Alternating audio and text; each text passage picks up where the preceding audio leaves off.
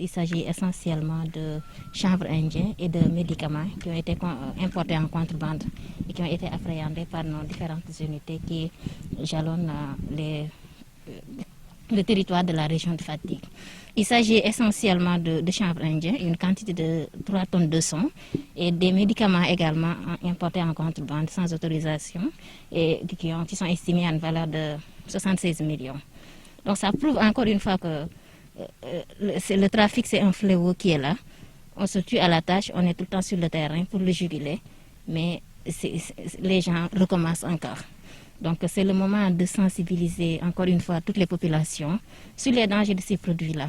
Parce que si c'était des produits qui n'étaient pas consommés, peut-être que ce qui les amène aurait arrêté.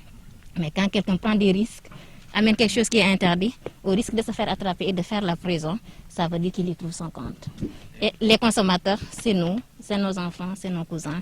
Donc c'est le moment encore de sensibiliser vraiment tout le monde par rapport à ce point-là.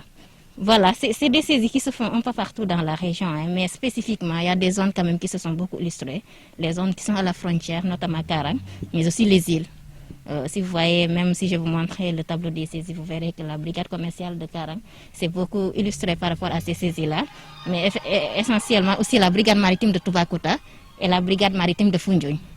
Donc ça prouve que c'est des produits qui viennent de la frontière, parfois qui viennent de l'étranger, mais parfois aussi sur le chanvre indien, il y a une partie qui vient même du territoire sénégalais, c'est produit dans les îles et c'est appréhendé par nos brigades maritimes qui jalonnent ce point du territoire-là. Donc il y a aussi une partie qui est saisie par les brigades mobiles, qui ne sont pas situées à la frontière, qui ne sont pas situées sur la frontière maritime, notamment Gossas par exemple, qui est une brigade Carrefour qui se trouve à la croisée des chemins entre Fatick et les autres régions. Donc ça montre que voilà, c'est des routes variées, c'est des origines diverses, mais aussi c'est des stratégies variées.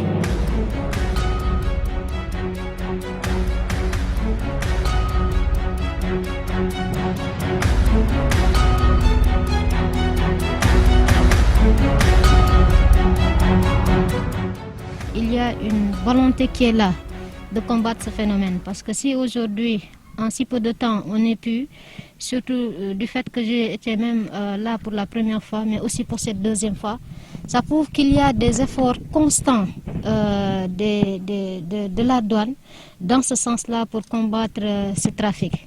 Et ça montre aussi un autre visage plutôt que nous déplorons tous, c'est le fait que le trafic demeure toujours. Et bien évidemment, il va falloir qu'on ait des agents, mais aussi des structures qui soient là pour combattre ce phénomène-là. Et je sais que c'est une réponse aujourd'hui de la douane face à ce trafic.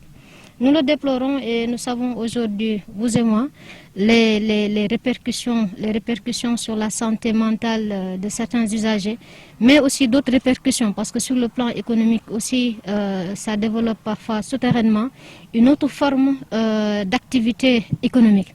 Et je sais qu'aujourd'hui, il nous faut non seulement dans le contexte dans lequel nous nous trouvons, de relancer notre économie, il est nécessaire aujourd'hui d'avoir véritablement tous les leviers à notre disposition. Et c'est le lieu aujourd'hui de remercier, mais aussi de féliciter le travail qui a été effectué par les agents de la douane sous la conduite du colonel, Madame Ndeye-Fatou Ndiaye, qui a travaillé avec ses agents de telle sorte qu'aujourd'hui, on ait pu obtenir ces résultats. Et spécialement, je voudrais aussi féliciter et remercier la brigade commerciale de Karang, qui a véritablement fait un travail colossal dans ce sens-là, parce que sur ce qu'on a incinéré aujourd'hui, la brigade commerciale a eu à faire un travail assez important. Le plaidoyer maintenant qu'on a à faire à l'endroit de nos populations, mais aussi à l'endroit de la population, c'est d'abord de travailler en étroite collaboration avec ces forces qui sont là pour combattre ce phénomène-là, mais aussi à continuer à sensibiliser les personnes les plus jeunes, surtout nos jeunes frères et nos jeunes sœurs, de telle sorte à ce que l'utilisation de cela ne puisse pas être aussi répandue.